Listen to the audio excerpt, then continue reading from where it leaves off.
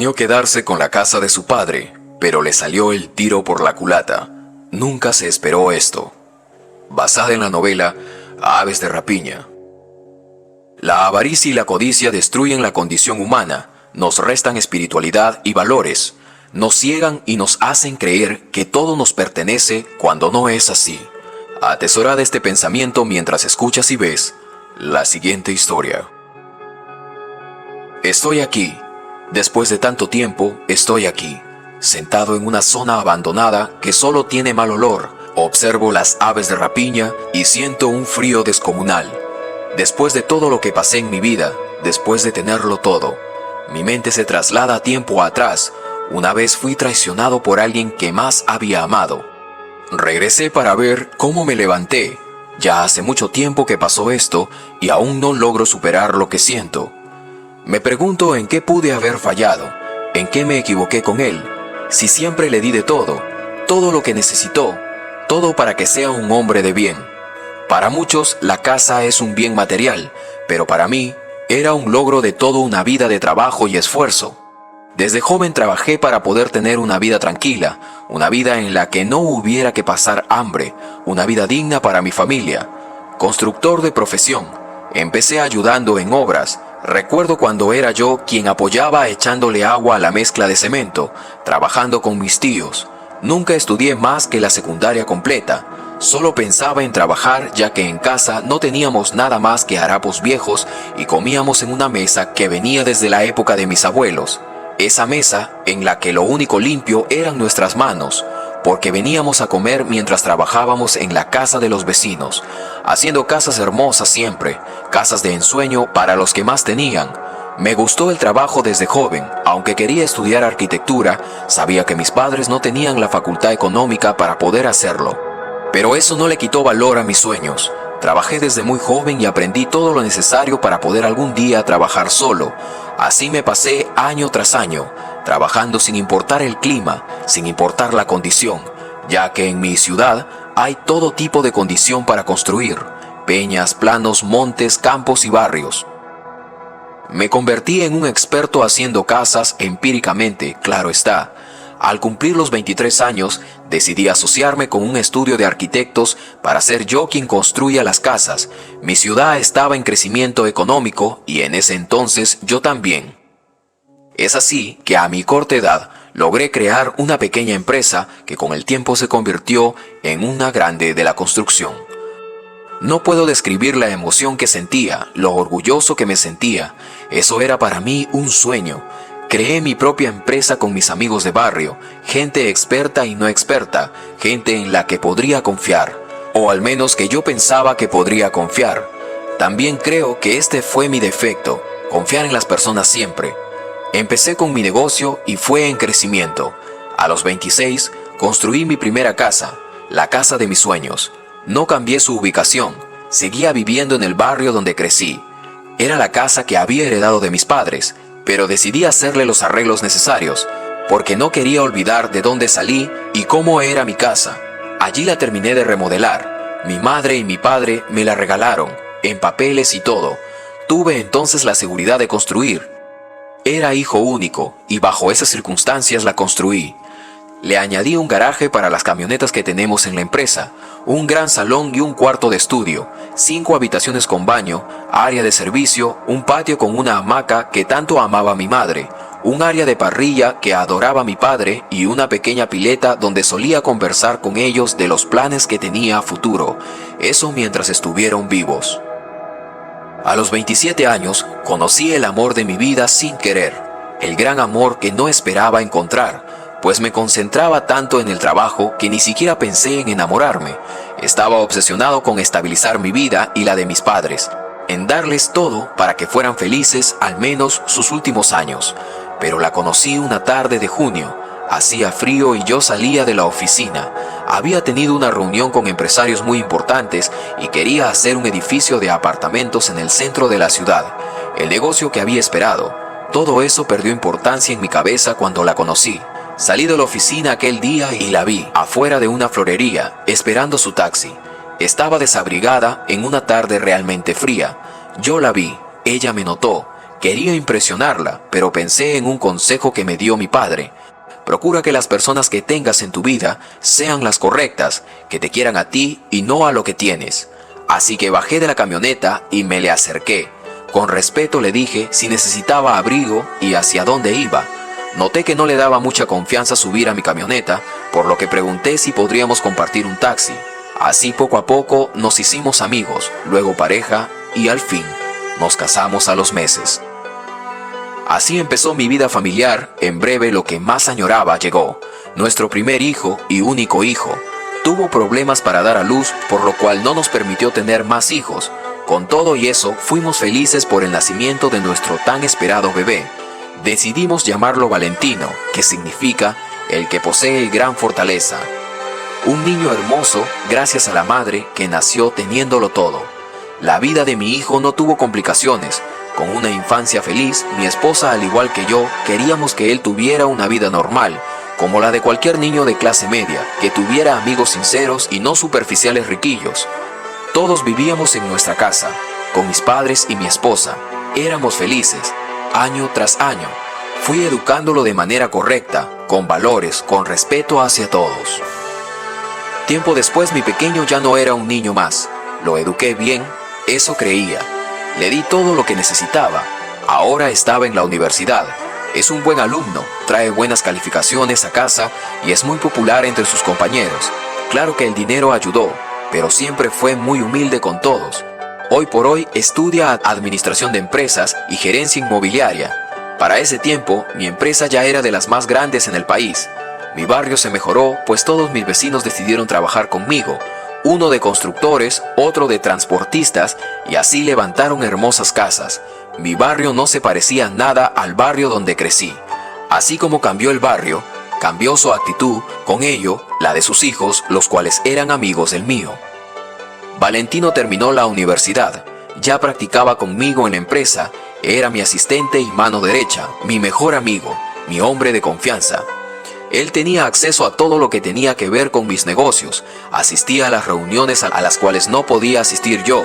Realmente estaba orgulloso, pues a su corta edad me seguía los pasos de alguna manera, administrando mi empresa y siguiendo mi legado.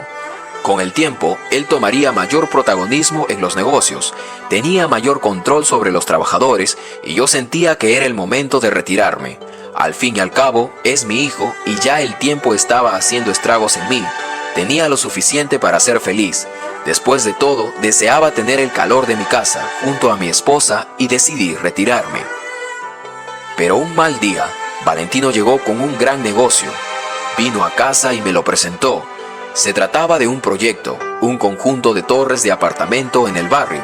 Existía una gran probabilidad de crecer a grandes proporciones si llegásemos a hacer tal proyecto. Pero justo sería en nuestro barrio de siempre. Y ahora de ser un barrio promedio, mejoró su posición económica.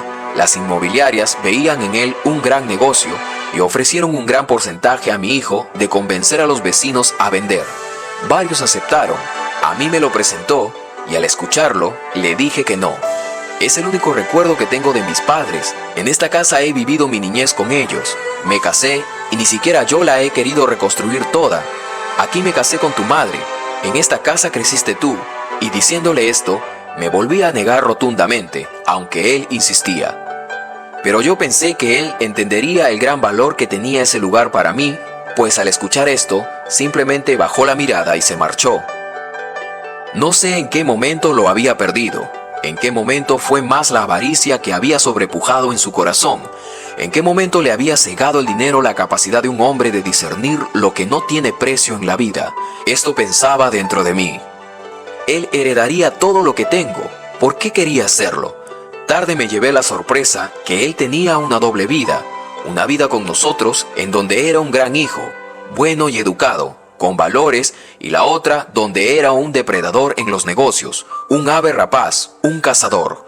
Como se les conocía a quienes pasan por encima hasta de sus principios con tal de hacerse de poder y dinero en los negocios. Así pasaron días, semanas y meses en las que las insistencias de vender disminuyeron, como haciéndome olvidar del tema, hasta que una tarde me llamó insistentemente por teléfono que necesitaba que firme unos documentos. que eran muy urgentes para que cierre unas obras en construcción, lo cual me pareció extraño, pero fui confiando en él, pues hasta el momento aún me costaba creer que él sea lo que muchos habían describido. Así que asistí a la empresa y firmé sin leer nada, confiando en quien era mi único hijo. Para ese entonces mi amada esposa yacía en los brazos de Dios y no tuvo que ver eso en vida, aunque quizá sabía que en donde estaba sentiría la misma impotencia que yo en ese momento. Entraría en mucho detalle el explicar cómo él tenía el control absoluto de la empresa, pero no era el dueño. Yo lo había colocado como un gerente general, pero pareció que él olvidó que yo era el dueño, y creo que para ser un gran cazador se le escapó ese detalle. Así firmé los papeles sin pensar en maldad alguna, y se fue algo animado, pero conservando la calma, pensando que su plan había salido como él había querido. Al anochecer no llegó a casa y me preocupé. Le llamé y le dije que si ocurría algo, a lo que él me contestó que no vendría más a la casa, que tenía cosas que hacer. A secas me había contestado así, pero seguido de esto añadió, que busque dónde quedarme porque al día siguiente vendrían a sacarme de allí. «Búscate la vida, papá, que esa casa no es más tuya», me dijo. En ese momento sentí una tremenda puñalada en la espalda de quien menos pensaba.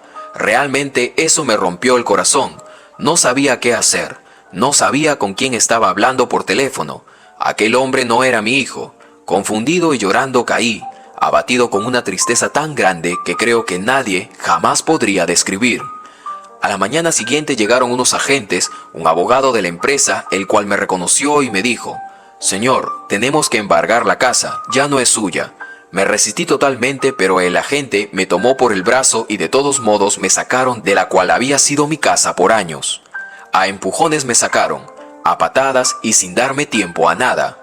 Uno de los agentes, quien me conocía, sacó un poco de ropa y me la dio, diciéndome, «Cuídese mucho, anciano. Yo viví en este barrio y sé quién es. Solo cuídese, este barrio se lo debe todo a usted, pero este es mi trabajo».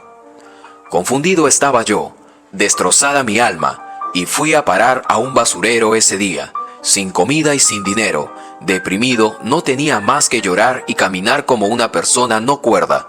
No había tenido tiempo de reaccionar a nada. El dolor que sentía, la traición lo superaba todo. No tenía un plan que ejecutar.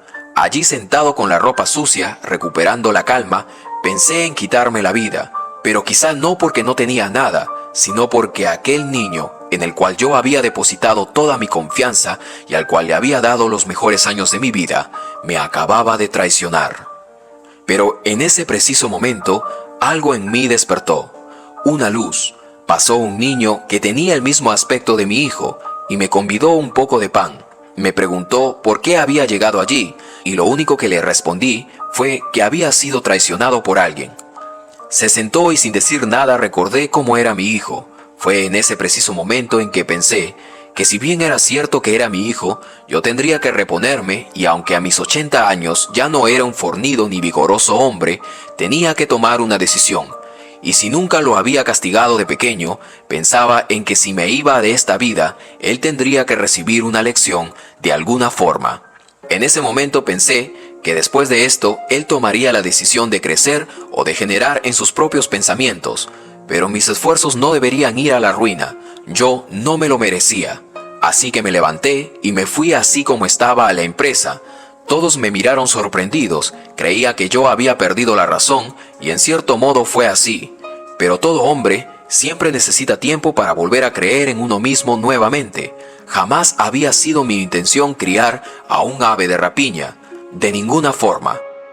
Encontré a quien se dedicaba a la limpieza en la empresa y este me dijo, «Señor, ¿qué hace aquí? ¿Por qué está vestido así?». A lo que atiné a decir, «He vuelto». Me duché, me vestí, corté mi barba, mi cabello, con la ayuda de muchos que alguna vez les había dado trabajo. Luego llamé a una reunión a los directivos, llamé a la inmobiliaria que quería hacer las torres en mi barrio y también lo llamé a él, a mi hijo. Expuse mi plan. No era necesario comprar todas las casas para hacer el proyecto. Expresé que mi casa no estaba en venta, que había sido traicionado y que sabía que ciertamente la casa ahora era propiedad de la empresa, pero que no me hacía problemas, pues ahora la casa es de la empresa y la empresa es mía.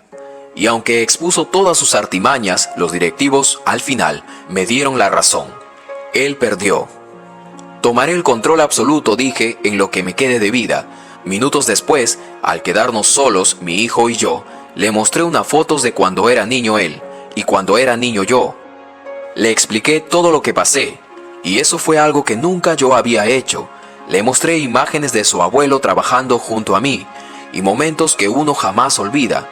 Con lágrimas en los ojos no se contuvo más y me pidió perdón de rodillas.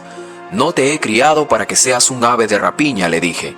Él había pensado que al tener el dinero podría comprar otra casa más lujosa y así olvidarme. Pero yo jamás quise olvidarme de dónde soy. Mi casa podría ser una simple construcción de ladrillos y cemento, pero es donde crecí, yo como persona, y donde lo crié a él, y donde quería que críe él también a sus hijos. Ambos en ese momento lloramos por un buen rato, pero encendí en él esa luz que se había apagado por la avaricia. Recapacitó y en cierta forma lo recuperé. Las propiedades en bienes las dejé a mi hijo porque eso le prometí, pero con mucha tristeza mi esfuerzo, mi empresa, quedó en manos de un hombre de confianza, un amigo a quien conocí en el camino, quien hasta ese momento había obviado. Y aunque es duro tener que confiar a veces más en un amigo que en tu propio hijo, reza un versículo que dice: muchos de los primeros serán los últimos y muchos de los últimos serán los primeros, porque el reino de los cielos se parece a un propietario que salió muy de madrugada a contratar obreros para trabajar en su viña. Trató con ellos 1 denario por día y los envió a su viña. Volvió a salir a media mañana y al ver a otros desocupados en la plaza les dijo: vayan ustedes también a mi viña y les pagaré lo que sea justo. Y ellos fueron. Volvió a salir al mediodía y a la media tarde e hizo lo mismo. Al caer la tarde salió de nuevo y encontrando todavía a otros les dijo: ¿cómo se han quedado todo el día aquí sin hacer nada? Entonces ellos les respondieron: nadie nos ha contratado. Entonces les dijo: vayan también ustedes a mi viña. Al terminar el día, el propietario llamó a su mayordomo y le dijo: llama a los obreros y págales el jornal, comenzando por los últimos y terminando por los primeros. Fueron entonces los que habían llegado al caer la tarde y recibieron cada uno 1 denario. Llegaron después los primeros creyendo que iban a recibir algo más, pero recibieron igualmente 1 denario, y al recibirlo protestaban contra el propietario, diciendo: estos últimos trabajaron nada más que 1 hora, y tú les das lo mismo que a nosotros que hemos soportado el peso de todo el trabajo y el calor durante toda la jornada. El propietario entonces le respondió a uno de ellos: amigo, no soy injusto contigo. ¿Acaso no habíamos tratado en 1 denario? Toma lo que es tuyo y vete. Quiero dar a este que llega al último lo mismo que a ti, o no tengo derecho a disponer de mis bienes como me parece. ¿Por qué tomas a mal que yo sea bueno?